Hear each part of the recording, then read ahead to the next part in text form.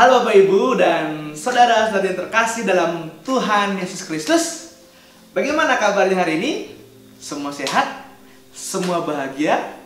Saya berharap kita semua tetap sehat, tetap bersyukur, tetap semangat dan tetap ceria. Ya Bapak Ibu terkasih, hari ini dalam menyampaikan renungan harian, saya tidak akan sendirian. Saya akan ditemani oleh seseorang. Tetapi siapakah dia? Penasaran nggak? Ya, kita panggilkan siapakah dia? Teret, siapa nih? Halo Bapak Ibu sekalian, perkenalkan nama saya Sarah Azia Vanessa Hutomo. Kok pakai Hutomo? Ngapain? Kan aku istrimu. Oh iya lupa. Bagaimana Bu Sarah, sehat? Sehat, puji Tuhan. Sebelumnya kita social distancing Oh dulu. iya, boleh. Bapak Ibu, kita semua sudah bersih ya, sudah steril. Sudah aman. Sudah aman, sudah melewati protokoler yang luar biasa. Sudah mandi, sudah cuci tangan, sudah bersih. Jadi terbebas dari hal-hal atau virus-virus yang mengerikan. Jadi kita aman. Oke? Aman. Oke, sebelum kita bersama-sama mendengarkan firman Tuhan, kita berdoa. Tapi Bu Sarah berdoa? Siap, boleh. Oke. Mari kita berdoa. Tuhan Allah Bapa kami yang berada dalam kerajaan surga, terima kasih atas penyertaan-Mu, terima kasih atas anugerah-Mu, terima kasih untuk hari yang baru yang Tuhan telah berikan kepada kami semua. Terima kasih untuk nafas kehidupan yang baru yang Tuhan masih berikan kepada kami. Tuhan Yesus, sebentar kami akan mendengarkan firman-Mu, kiranya Tuhan berkati kami, berkati setiap hati dan telinga kami, agar kami tidak hanya sekedar mendengarkan, tetapi kami juga dapat melakukannya dalam kehidupan kami sehari-hari. Terima kasih Tuhan Yesus, ampunilah segala dosa-dosa yang telah kami perbuat, yang kami lakukan sengaja maupun tidak sengaja. Hanya dalam nama-Mu saja kami berdoa dan mengucapkan syukur. Haleluya, amin.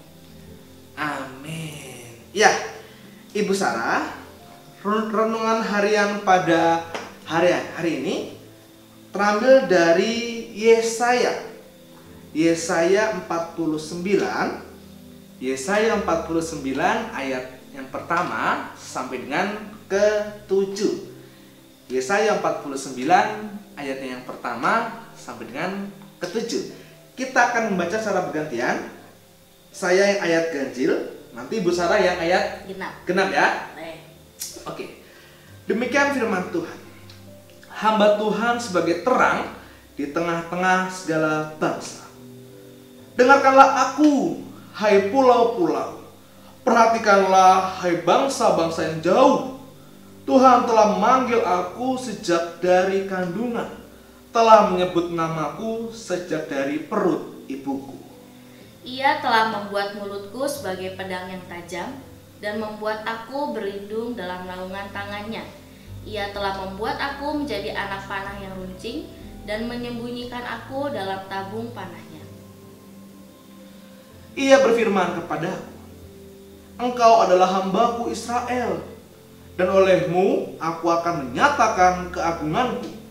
Tetapi aku berkata, aku telah bersusah-susah dengan percuma dan telah menghabiskan kekuatanku dengan sia-sia dan tak berguna. Namun hakku terjamin pada Tuhan dan upahku pada Allahku. Maka sekarang firman Tuhan yang membentuk aku sejak dari kandungan untuk menjadi hambanya, untuk mengembalikan Yakub kepadanya, dan supaya Israel dikumpulkan kepadanya, maka aku dipermuliakan di mata Tuhan, dan Allahku menjadi kekuatanku, firman-Nya. Terlalu sedikit bagimu hanya untuk menjadi hambaku, untuk menegakkan suku-suku Yakub dan untuk mengembalikan orang-orang Israel yang masih terpelihara. Tetapi aku akan membuat engkau menjadi terang bagi bangsa-bangsa, supaya keselamatan yang daripadaku sampai ke ujung bumi. Beginilah firman Tuhan, penebus Israel, Allahnya yang maha kudus, kepada Dia yang dihinakan orang, kepada Dia yang dijijikkan bangsa-bangsa, kepada hamba penguasa-penguasa. Raja-raja akan melihat perbuatanku, lalu bangkit memberi hormat. dan pembesar-pembesar akan sujud menyembah.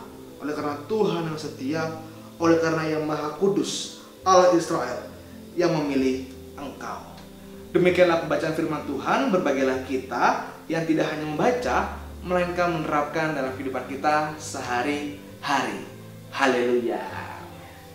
Nah, Bapak Ibu dan semuanya dan Ibu Sarah, kita pasti semua meyakini dan mengimani dan pasti meyakini ya, Tuhan kita adalah Tuhan yang sungguh luar biasa, Tuhan yang begitu hebat, Tuhan yang begitu amazing.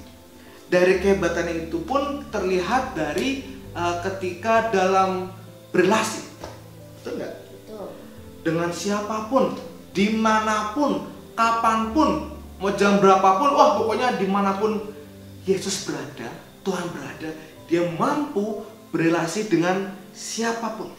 Tidak memilih-milih. Nah, betul, tidak memilih mana kaya, mana miskin, mana yang jelek, mana yang ganteng, mana yang sakit, mana yang sehat. Semua ditemani. Nah, hal itu pula yang meyakini dan mengimani Yesaya, bahwa kebesaran itulah yang sangat membuat Yesaya semakin kuat, membuat Yesaya semakin menggebu-gebu. Karena apa? Karena Yesaya meyakini bahwa Tuhan yang menetapkan Yesaya sebagai hambanya dari sejak ia di dalam kandungan. Betul. Tuhan tidak pernah membiarkan hambanya menjalani kehidupan dalam kesendirian, apalagi tanpa perlindungannya. Nah sekarang, Bu Sarah pernah nggak merasakan bahwa Bu Sarah itu ditinggalkan oleh Tuhan? Pernah nggak merasakan hal seperti itu? Pastinya nggak pernah ya Bapak Ibu dan saudara-saudara sekalian, karena saya sangat meyakini kalau setiap detik, setiap menit, setiap jam, dan bahkan setiap harinya Tuhan itu pasti selalu ada di sisi saya. Karena hal itulah yang harus sama-sama kita yakinin. Karena saat kita merasakan kalau seandainya Tuhan sudah menjauh dari kita, bukan kita menyalahkan Tuhan akan hal itu, tapi harusnya kita tuh mengintrospeksi diri kita, mengapa kita merasa kalau seandainya Tuhan tuh sudah menjauh dari kita. Jadi saya sangat merasakan kalau seandainya Tuhan itu pasti selalu ada di sisi saya. Sama halnya kayak tadi ayat yang kita baca di sini, Yesaya pun mengatakan bahwa bahkan bukan hanya mengatakan, tetapi meyakini bahwa Tuhan tuh selalu hadir di dalam hidupnya Yesaya, bahkan bukan hanya hadir, tapi membekali dengan senjata bagi diri kita. Senjata apa? Nah, seperti yang terdapat dalam ayat 2 tadi yang sudah kita baca. Kedua mana Bu Sarah? Ya, saya bacakan. Ia telah membuat mulutku sebagai pedang yang tajam dan membuat aku berlindung dalam naungan tangannya. Ia telah membuat aku menjadi anak panah yang runcing dan menyembunyikan aku dalam tabung panahnya. Nah, di sini pedang dalam bacaan kita itu bukan pedang tajam dalam arti senjata ya, maksudnya Bapak Ibu sekalian, tapi pedang di sini adalah istilahnya adalah mulut. Mulut. Ya, jadi pedang tersebut itu diistilahkan adalah sebagai mulut. Berarti pedang tersebut diperumpamaan sebagai mulut karena mulut adalah senjata setiap manusia ya. Betul. Kan seperti ada istilah mulutmu adalah harimaumu. Mulutmu adalah harimaumu. Salah ucap, salah ngomong, pokoknya salah bertutur kata dapat menjadi bumerang. Bumerang buat diri kita sendiri. Karena ucapan dari mulut adalah sebuah ekspresi dari tindakan, perilaku kita masing-masing. Salah ucap aja bahaya, fatal. Mau kita sebaik apapun pasti bakal dicap orang jelek. Nah, ibaratnya kita melakukan 1000 kebaikan, tapi kalau seandainya kita melakukan satu kesalahan, yang kebaikan 1000 itu akan hilang. Hanya karena salah ucap dari mulut kita. Itu dia. Nah, Bapak Ibu terkasih, hal di sini adalah hal yang menjadi luar biasa dan menyenangkan bagi Yesaya. Karena Tuhan telah memberikan senjata, yaitu mulutnya. Yesaya sangat bersyukur, sangat merasa bahwa Tuhan telah memberkatiku. Dari mulutnya itu Yesaya dapat memberikan firman Tuhan yang begitu baik. Sehingga banyak orang yang merasa tersentuh, merasa mendapatkan pertolongan bahwa karya Tuhan begitu nyata. Betul. Melalui dari tindakan Yesaya. Yesaya. Dari tutur katanya itu, wah, banyak orang yang senang, betul. Betul. Tapi ketika banyak orang yang senang dengan firman Tuhan dari Yesaya, tapi kira-kira menurut Bu Sarah ada nggak sih yang nggak suka sama Yesaya? Pastinya ada. Pasti ya. Karena nggak mungkin ya semua orang itu akan senang dengan setiap perilaku kita. Pasti ada aja orang yang nggak suka sama kita. Ibaratnya mau kita sebaik apapun, mau kita sejujur apapun, itu semua tuh akan kalah. Itu semua tuh nggak akan semua tuh bisa menerima kebaikan kita, kejujuran kita. Jadi sama artinya seperti Yesaya pun sudah merasa baik atau dia sudah merasa benar, belum tentu orang itu bisa baik terhadap Yesaya. Tapi ya biasanya tuh orang yang seperti itu yang menganggap orang lain salah adalah ketika dia merasa bahwa wah, aku hebat, aku orang paling pintar, jadi orang mau ngomong apa, prek. Betul. Gak dipedulikan. Karena apa, merasa bahwa dirinya sudah benar. Dia sudah benar. Jadi wah, pasti akan selalu dianggap salah. Nah, hal itu pun juga yang tidak menutup kemungkinan bahwa orang-orang seperti itu yang akan menjadi ancaman bagi Yesaya. Kenapa tidak? Yesaya di sini seperti melihat, waduh, aku sudah melakukan hal baik. Yesaya sudah merasa bahwa Tuhan sudah begitu memberkati, tapi dengan orang-orang seperti itu Yesaya juga merasa terancam. Bukan berarti di sini Yesaya takut. Tidak. Di sini Yesaya juga seperti aku harus waspada. Aku harus waspada, aku harus itu tadi, dengan senjata aku, dengan mulutku harus lebih berjaga-jaga, betul-betul menjaga mulutku, karena salah sedikit aja jadi inceran orang banyak gitu kan. Tugas utama mereka kan telah ditetapkan Tuhan, yaitu membawa umat Tuhan yang dulu tersesat, terhempit karena pembuangan. Tetapi ketika Yesaya bisa membawa orang-orang tersebut ke pembebasan, jangan salah, ada juga netizen yang kok bisa ya Yesaya membawa orang-orang degil, kok bisa Yesaya berhasil ya. Tapi dengan demikian justru Yesaya ingin melihatkan bahwa kuasa Tuhan ini loh, aku bisa demikian membawa bangsaku menjadi sekarang terbebas karena kuasa Tuhan. Jadi bagusnya Yesaya di sini tuh dengan kehebatannya dia tetap meninggikan Tuhan ya. Jadi tetap menganggap kalau itu semua itu adalah ya hasil kerjanya Tuhan. Betul, karena kerja Tuhan, bukan karena dirinya sendiri. Betul. Karena Yesaya merasa sangat diberkati dan diurapi oleh Tuhan. Gitu dia. Pak Mamo, gimana? Pernah nggak sih merasa kalau seandainya Tuhan itu sedang memakai hidup kita untuk kehendaknya? Ya, saat ini pun saya yang merasa bahwa ya Tuhan memanggil kita berdua di sini pasti ada sesuatu. Ada tujuannya ya? Ada tujuannya. Tuhan ingin bahwa kita dapat melayani orang dengan baik. Kita harus bisa melayani Tuhan ya untuk Tuhan, bukan untuk diri kita sendiri. Jangan pernah kita malah kayak merasa wah, sebagai seorang pelayan harus meninggikan diri, tidak. Tapi justru kita ketika Tuhan telah menyadari kita bahwa Tuhan telah begitu baik untuk memakai hidup kita menjadi perpanjangan tangannya, ya kita berefleksi, bahwa kita di sini ya itu dia untuk melayani Tuhan.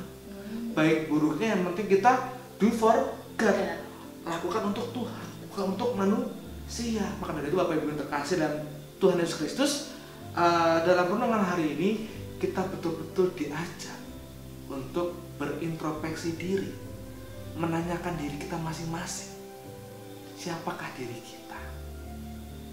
Kita bisa hebat bukan karena diri kita sendiri, tapi karena Tuhan. Karena Tuhan. Yesaya di sini untuk menyelamatkan bangsa-bangsa penuh dengan perjuangan. Pastinya. Usahanya keras banget ya pastinya ya. Effortnya itu, usaha itu luar biasa. Luar biasa. Tetap mengandalkan Tuhan. Mari Bapak Ibu, dalam menyiapkan diri kita untuk masuki masa Paskah, dalam mengenang kematian Tuhan Yesus, dalam kesengsaraannya kita harus berjuang seperti Yesaya untuk membantu jemaat-jemaat yang dulu yang tersesat menjadi terbebaskan. Kita harus jadi terang ya Pak Mamo ya. Kita harus menjadi terang di antara sekeliling kita. Betul, sama seperti firman Tuhan pada hari ini. Hamba Tuhan sebagai terang di tengah segala bangsa. Terang di sini melalui Yesaya. Betul. Marilah kita tetap menjadi terang untuk siapapun dan dimanapun kita berada. Jangan sampai kita menjadi terang yang kita sembunyikan. Teruslah terang dan teruslah berkarya agar terang itu terus bercahaya untuk siapapun di sekeliling kita pastinya. Betul sekali. Kiranya firman ini dapat menggugah kita untuk menyadarkan kita, ayo tetaplah menjadi terang yang terus bercahaya, bukan terang yang redup. Betul. Agar setiap orang dapat merasakan cahaya yang telah kita berikan bagi orang lain. Kita dulu bicara.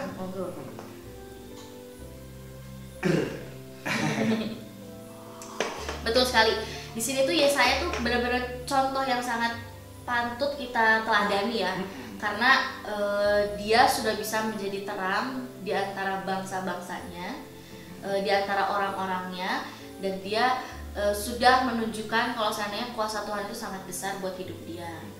Jadi ya Bapak Ibu sekalian dan saudara-saudara sekalian, ya kita harus bisa menjadi seperti Yesaya, betul ya Pak Mamo. Oke, demikian firman Tuhan pada hari ini.